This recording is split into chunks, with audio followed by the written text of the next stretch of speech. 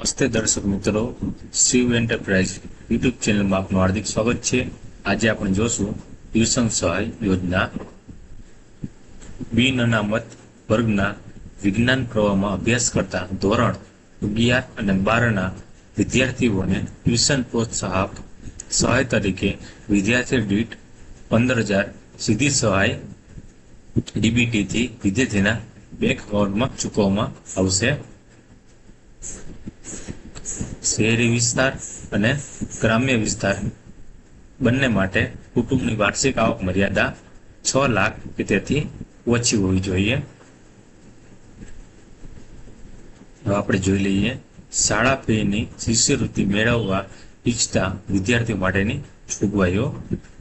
બિન અનામત વર્ગના વિદ્યાર્થીઓને આ યોજનાનો લાભ મળવાપાત્ર રહેશે.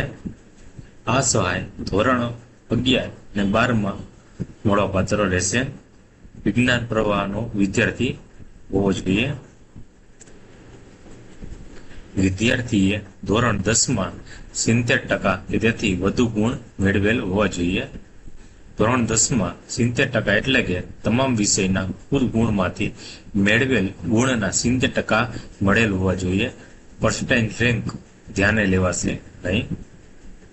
અરજદારે જે તે વર્ષમાં જ નિગમના પોર્ટલ પર ઓનલાઈન અરજી કરવાની રહેશે. વિદ્યાર્થી વિજ્ઞાન પ્રવાહમાં અભ્યાસ કરતા હોવાનું શાળાનું બોનોફાઇડ સર્ટિફિકેટ અસલ રજૂ કરવાનું રહેશે. ઓનલાઈન અરજી સહ જરૂરી સાધનિક પુરાવાઓ ઓરિજિનલ ડોક્યુમેન્ટ સ્કેન કરીને અપલોડ કરવાના રહેશે. વિદ્યાર્થીએ અરજી કરીને 30 દિવસમાં ઓનલાઈન અપલોડ કરેલ ડોક્યુમેન્ટ તથા અરજીની હાર્ડ કોપી સાથે સેલ્ફ ટેક્સ્ટેડ કોપી જે જિલ્લામાં અભ્યાસ કરતા હોય તે જિલ્લાની કચેરીએ રજૂ કરવાનું રહેશે.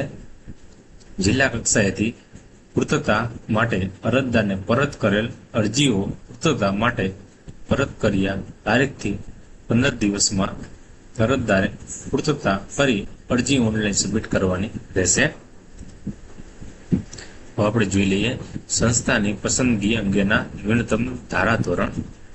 સંસ્થા, trust act, shop establishment act, ગુમાસ્તા ધારો, કંપની એક્ટ, સહકારી કાયદા વગેરે જેવા કોઈ પણ અધિનિયમ કે નિયમો હેઠળ નોંધાયેલી હોવી જોઈએ.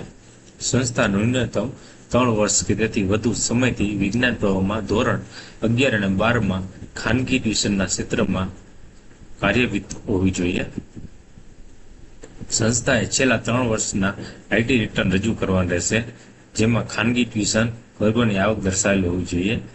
સંસ્થા ફરજિયાત જીએસટી નંબર ધરાવતી હોવી જોઈએ, જેના રજિસ્ટ્રેશનના આધાર રજૂ કરવાના રહેશે.